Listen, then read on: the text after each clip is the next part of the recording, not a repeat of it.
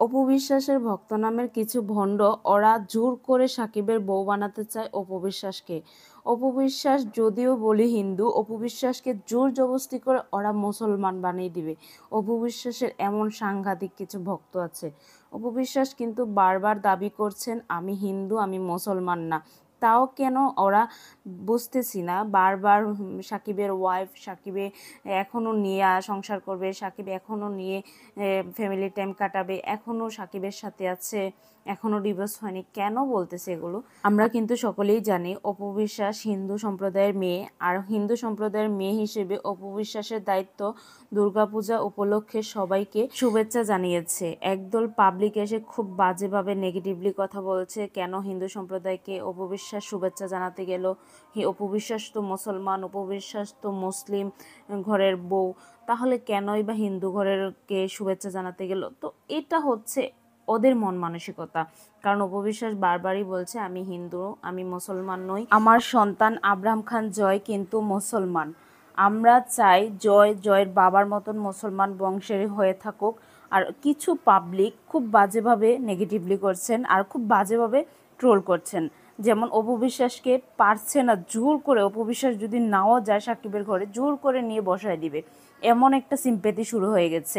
বিশেষ করে হাতে গোনা কয়েকটা মানুষ অপু বিশ্বাসের ভক্ত হিসেবে এগুলা যে কি পরিমাণ ভণ্ডামি করছে, একদম পোল্টিবাজের মতন। যেমন এক দল ছিল অন্যরকম, এখন হয়ে গেছে আরেক দলের।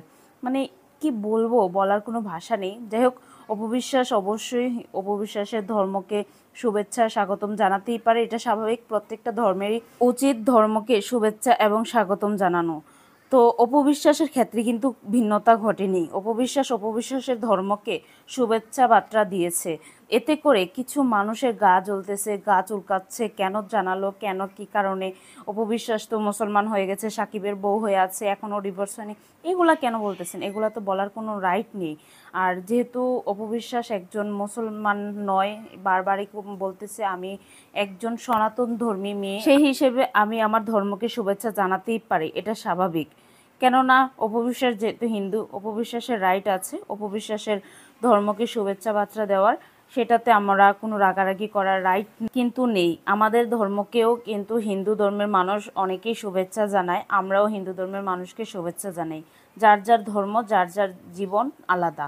তো এতে করে আমাদের কিছু ভণ্ড মানে খুব বাজেভাবে এই করছে যে কেন গিয়েছে, কেন এই করেছে। তাহলে বুবলি তো মুসলমান ধর্মের মেয়ে, তাহলে হিন্দু সে যে কেন ব্র্যান্ড প্রমোট করতে গেল? কেনই বা সে হিন্দুদের মতন শাখা সিঁদুর পরে হিন্দুদের যে দুর্গাপুজো, ওই দুর্গাপুজোতে শুভেচ্ছা বার্তা দিয়েছেন? তখন কোনো দোষ হয়নি, অপবিশ্বাস করলেই দোষ। অপবিশ্বাস তার ধর্মকে সে শুভেচ্ছা জানিয়েছে। আর বুবলি তো মুসলমান হয়ে কেন হিন্দু ধর্মকে শুভেচ্ছা জানালো? তখন কোনো ট্রোল হচ্ছে না, কোনো বাজে মন্তব্য হচ্ছে না, যা হয় অপবিশ্বাসের নাকি? আর অপবিশ্বাসের কিছু ভণ্ডর দোষ আছে, কেননা অপবিশ্বাসের যে ভক্ত নামে ভণ্ড, আমি ভণ্ডই বলবো, তারা হচ্ছে কি অপু বিশ্বাসকে জোর জবরদস্তি করে শাকিব খানের ওয়াইফ বানিয়ে রাখতে চায়। হ্যাঁ, আমরা মানি অপু বিশ্বাসের ছেলে আব্রাহাম খান জয়, শাকিব খানের ছেলে আব্রাহাম খান জয়, তাদের মা বাবা হিসেবে সে ওই দায়িত্বটা আছে। কিন্তু অপু বিশ্বাস এখন আর ওই দায়িত্বটা নেই, কারণ অপু বিশ্বাস ধর্মে চেঞ্জ করে ফেলছে, অপু বিশ্বাস হিন্দু ধর্মেই আছে। আর আব্রাহাম খান জয় যেহেতু তার ছেলে, মেগাস্টার শাকিব খানের একমাত্র ছেলে, তো আব্রাহাম খান জয় তার বাবার মতন মুসলমান ধর্মেরই। এতে করে আমাদের কিছু সাংঘাতিক এগুলা কেন করছে? এগুলা করে কি লাভ? আমরা এগুলা না করে তাদের ব্যক্তিগত, তাদের পারিবারিক, তাদের দ্বন্দ্ব তারা নিয়ে থাকুক, ওগুলা থেকে আমরা বিরত থাকি, আমরা তাদের পার্সোনাল কথা কাজে না ঢুকি।